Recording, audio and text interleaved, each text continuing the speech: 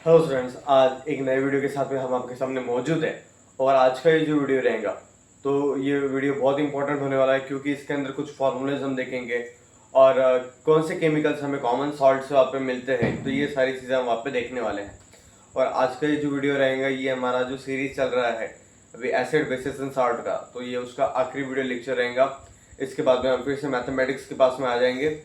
और अगर अभी तक आपने मैथमेटिक्स और साइंस के वीडियोस अगर नहीं देखे होंगे तो आप देख लीजिए।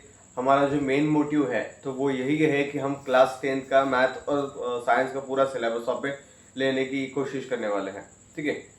तो आज का टॉपिक हम देखेंगे that is chemicals obtained from common salt. Common salt से कौन से केमिकल्स हमें मिलते हैं, जिसके अंदर से हम सबसे पहले देखेंगे सोडियम हाइड्रोक्साइड, जिसका फॉर्मूला क्या होता है NaOH। ठीक है।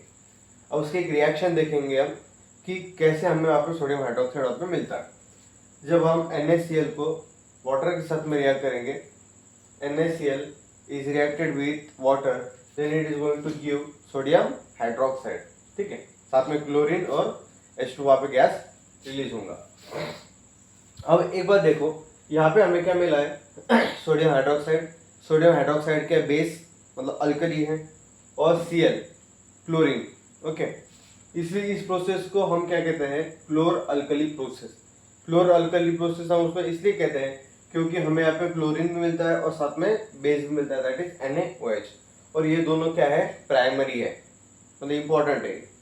ठीक है। That is the chemical obtained from common salt, the basic example that we have taken of sodium hydroxide.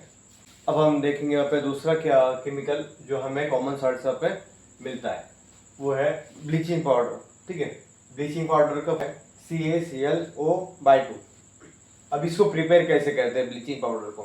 Bleaching powder को प्रिपेयर करना है तो हम क्या कर रहे हैं, वहाँ पे कैल्शियम हाइड्रोक्साइड हमने क्लोरीन के साथ में रिएक्ट किया। ठीक है। उसके साथ में जब उसे हमने रिएक्ट किया तो हमें क्या मिला फिर वहाँ पे, तो हमें मिला वहाँ पे bleaching powder that is CaClO/2। साथ में CaCl2 और 2H2, ये हमें बाय प्रोडक्ट वहाँ पे मिल रहा है। अब हम वहाँ पे ब्लीचिंग पाउडर का इस्तेमाल कहाँ पे करते हैं। हमें सभी को पता है कि घर पे हमारे जो कपड़े वगैरह होते हैं तो उनको ब्लीच करने के लिए हम वहाँ पे ब्लीचिंग पाउडर का इस्तेमाल करते हैं। ठीक है। उसके बाद में डिसइंफेक्टिंग ड्रिंकिंग वाटर, हमारा जो ड्रिंकिंग वाटर होता है तो उसको डिसइंफेक्ट करने के लिए हम वहाँ पे इसका इस्तेमाल करते हैं ब्लीचिंग पाउडर का। और एज एन ऑक्सीडाइजिंग एजेंट भी यहाँ पे ब्लीचिंग पाउडर इस्तेमाल हो जाता है। इसके बाद में हम देखेंगे next that is baking soda. अब आपने सभी ने बेकिंग सोडा के बारे में सुना होगा, तो अब हम देखेंगे कि उसका केमिकल फार्मूला क्या है। तो उसका केमिकल फार्मूला है NaHCO3, सोडियम बाइकार्बोनेट या सोडियम हाइड्रोजन कार्बोनेट भी हम उसे कहते हैं। अब इसके इस्तेमाल क्या होते हैं। ठीक है। आप बेकिंग सोडा को कहाँ कहाँ पर इस्तेमाल कर सकते हो, हम उसे एज एन बेकिंग पाउडर भी इस्तेमाल कर सकते हैं, मतलब जब हम किचन के अंदर उसको इस्तेमाल करते हैं। उसके बाद में एज एन एंटासिड भी हम उसका इस्तेमाल कर सकते हैं, मतलब अगर आपके बॉडी के अंदर एक्सेस एसिड हो जाएगा तो उसे अगर न्यूट्रलाइज करना है तो आप यहाँ पे बेकिंग सोडा का इस्तेमाल कर सकते हो। और उसके बाद में है फायर एक्सटिंग्विशर, अगर कहीं पे आग लग जाए तो आग को बुझाने के लिए भी आप बेकिंग सोडा का वहाँ पे इस्तेमाल कर सकते हो। उसके बाद में अब इसकी एक जो रिएक्शन है, मतलब अगर हम क्या करें, सोडियम बाइकार्बोनेट को अगर हीट करें तो उसके बाद में हमें क्या क्या चीजें मिलती है, तो वो यहाँ पे हमने वहाँ पे लिया हुआ है। ठीक है। तो हमें वहाँ पे मिलेगा Na2CO3 plus CO2 plus H2O। Na2CO3 मतलब सोडियम कार्बोनेट। जब हम सोडियम बाइकार्बोनेट को हीट करेंगे तो हमें मिलेगा सोडियम कार्बोनेट, साथ ही साथ कार्बन डाइऑक्साइड और वाटर वहाँ पे मिलने वाला है। और अभी तक जितने भी वहाँ पे रिएक्शंस देखी हमने या कहीं ना कहीं केमिकल्स हम कॉमन सॉल्ट के अंदर देख रहे हैं, तो ये जितने भी टर्म्स आ रहे हैं यहाँ पे, जितने फॉर्मूलाज आ रहे हैं, तो ये बहुत इंपॉर्टेंट रहने वाले हैं। तो कहीं ना कहीं आप ये जितने फॉर्मूलाज है वो एक साइड के अंदर नोट के अंदर लिखते चलिए। और ये जितने भी फॉर्मूलेज वगैरह आने वाले हैं तो ये अच्छी तरीके से लर्न करिए, क्योंकि MCQ के लिए या कई क्वेश्चन आंसर्स के अंदर ये जो फॉर्मूलेज है या ये जो नेम आ रहे हैं जैसे ब्लीचिंग पाउडर हो गया, बेकिंग सोडा हो गया, तो ये बहुत इंपॉर्टेंट है। और आने वाले भी जो फॉर्मूलाज रहेंगे जो अभी हम नाम आगे लेने वाले हैं तो वो भी बहुत इंपॉर्टेंट रहेंगे। अब इसके बाद में हम देखेंगे हमारा जाना माना वॉशिंग सोडा। तो वॉशिंग सोडा का फॉर्मूला क्या होता है, Na2CO3.10H2O। ये तो बहुत इंपॉर्टेंट है, इसको तो अच्छे से ध्यान में रखनी है। तो इसका फॉर्मूला क्या है, Na2CO3.10H2O क्या है, वॉशिंग सोडा। .10H2O यहाँ पर आता है, ये ध्यान में रखना है। अब इसके बाद में अगर कुछ आएंगे तो उसके अंदर क्या हो सकता है, फॉर एग्जाम्पल .12H2O, .2H2O, तो वो अलग रहेंगे, तो वहाँ पे कंफ्यूजन हो सकता है आपको। इसलिए आपने कहीं ना कहीं ध्यान में रखना है कि जब भी वॉशिंग सोडा आपके सामने देखने को मिले तो उसका फॉर्मूला आपके सामने क्या आना चाहिए, Na2CO3.10H2O। ओके, अब इसका इस्तेमाल कहाँ पर होता है, वहाँ पे क्लीनिंग एजेंट के तौर पर हम इसका इस्तेमाल करते हैं। मतलब कपड़ों पर कहीं भी दाग वगैरह अगर कुछ लग जाए, स्टेन वगैरह लग जाए, तो आप क्या करोगे, इसका इस्तेमाल करके वहाँ पे वो स्टेन निकालने की कोशिश करोगे, डर्ट निकालने की वहाँ पे कोशिश करोगे।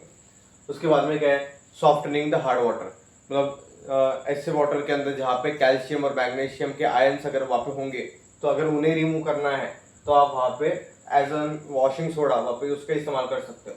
उसके बाद में ग्लास इंडस्ट्री, तो जहाँ पर भी कांच वगैरह ऐसी चीज़ें बनती हैं, तो उस भी इंडस्ट्री के अंदर आप यहाँ पे वॉशिंग सोडा का इस्तेमाल करते हो। एंड सोप इंडस्ट्री के अंदर भी आप वहाँ पे वॉशिंग सोडा का पे इस्तेमाल करते हो। इसके बाद में हम देखेंगे आज का जो सेकंड टर्म है, that is water of crystallisation. अब ये जो वाटर ऑफ क्रिस्टलाइजेशन अब है क्या है, ये कंसेप्ट वो हम यहाँ पे देखेंगे। सबसे पहले तो इसकी डेफिनेशन देख ले, मतलब आपको ये कंसेप्ट है क्या वो समझ में आ जाएगा। Fix number of molecules, molecules की जो संख्या है वो कैसे है यहाँ पे, तो फिक्स है। प्रेजेंट इन वन फॉर्मूला, एक फॉर्मूला के अंदर प्रेजेंट है। जैसे कि यहाँ पे एक एग्जाम्पल देख लो आप, तो यहाँ पे जो मॉलिक्यूल्स की संख्या है यहाँ पे कैसी है, फिक्स है। एक यूनिट के अंदर ऑफ साल्ट, तो जो साल्ट है हमारे पास में, तो उसके अंदर वो मॉलिक्यूल्स जो है हमारे पास में, तो वो कैसे फिक्स है, ठीक है। तो वही है वाटर ऑफ क्रिस्टलाइजेशन। एग्जाम्पल के तौर पे हम देखेंगे सबसे पहले कॉपर सल्फेट। यहाँ पे 5H2 है, मतलब यहाँ पर वाटर मॉलिक्यूल है जो इसके साथ में उसने क्रिस्टल फॉर्म किया है वहाँ पर, ठीक है। CuSO4.5H2, ये होता है कॉपर सल्फेट, ठीक है।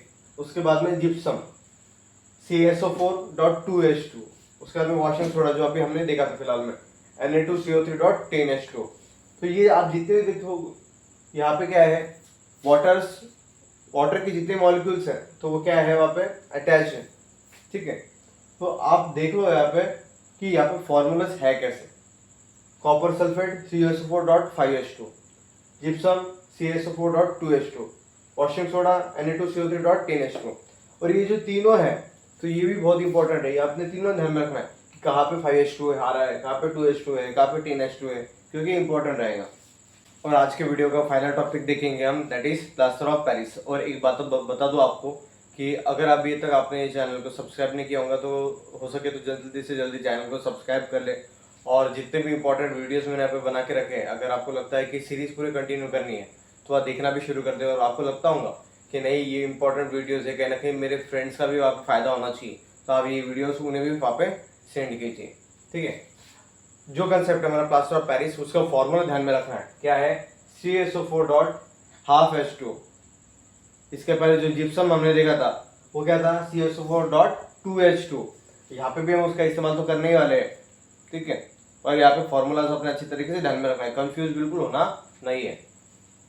प्रिपरेशन कैसे करेंगे आप इसकी, जिप्सम जो है आपका, जिप्सम की मदद से आपको क्या मिलेगा, CaSO4.12H2, मतलब हमारा क्या रहेगा वो plaster of Paris plus half H2। अब हमें प्लास्टर ऑफ पेरिस कहाँ पे हमने को देखने को मिलता है, हम उसका कहाँ पर इस्तेमाल करते हैं वो देखेंगे। फ्रैक्चर कास्ट, मतलब कहीं पे अगर किसी को फ्रैक्चर वगैरह हो गया तो वहाँ पे हम पीओपी का इस्तेमाल करते हैं। उसके अंदर टॉयज, खिलौने अगर बनाने हैं वहाँ पे तो वहाँ पे पीओपी का इस्तेमाल होता है। डेकोरेटिव आइटम्स आपको क्रिएट करने हैं तो वहाँ पे पीओपी का इस्तेमाल होता है। और फॉल सीलिंग्स, मतलब घर पे आपकी सीलिंग्स वगैरह देखते होंगे आप, है ना, एकदम डेकोरेटिव टाइप में, एकदम न्यूली अगर आप वहाँ पे सीलिंग्स आपके तैयार करना चाहते हो तो वहाँ पे आप प्लास्टर ऑफ पेरिस वहाँ पे इस्तेमाल करते हो।